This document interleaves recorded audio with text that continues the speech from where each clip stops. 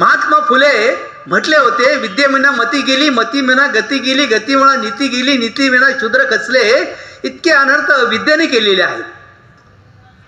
महात्मा फुलेंनी पहिली मुलींची शाळा 1 जानेवारी 1848 काढली आणि नंतर 18 शाळा झाल्या.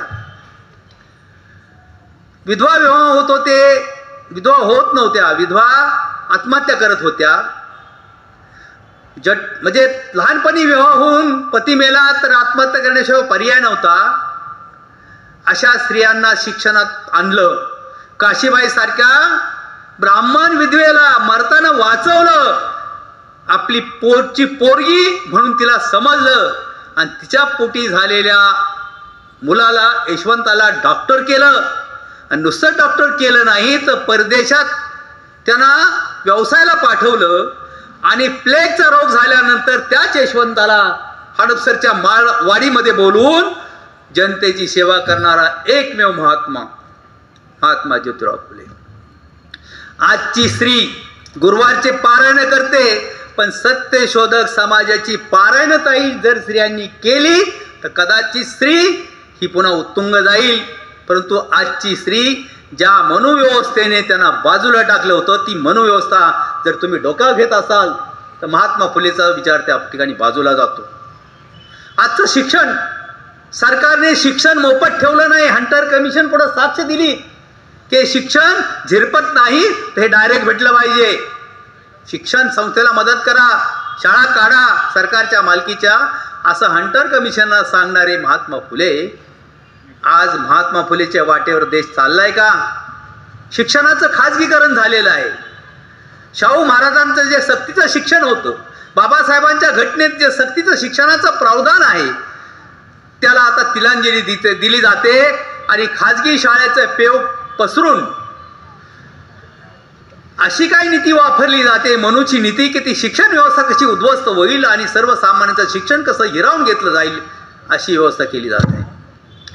शेतकऱ्यांचा आसूड गुलामी हे शेतकऱ्यांसाठी लिहिलेलं आहे महात्मा फुलेंनी, की शेतकरी कुठला तरी एक पुजारी जातो, पोटोशी बाई असते, तिला सांगतो तुझं मी भविष्य सांगतो.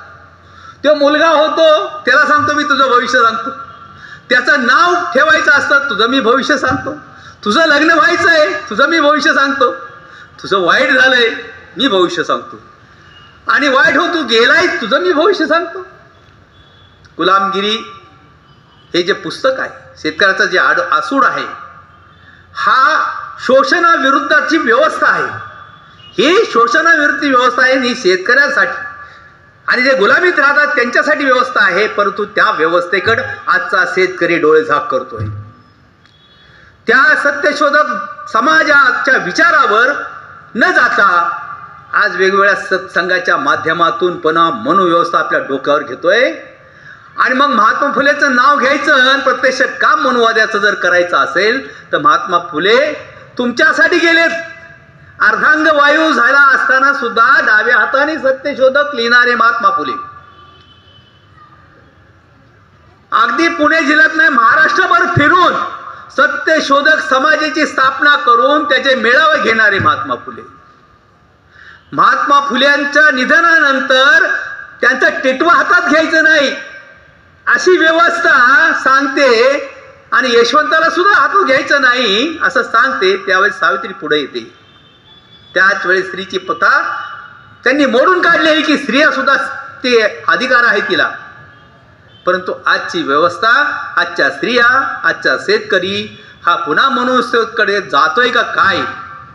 आणि आजचं प्रशासन, आजच्या देशाची जी परिस्थिती आहे की घटनेचं एक एक कलम, जसं झाडाचं एक एक फांदी छाटायची,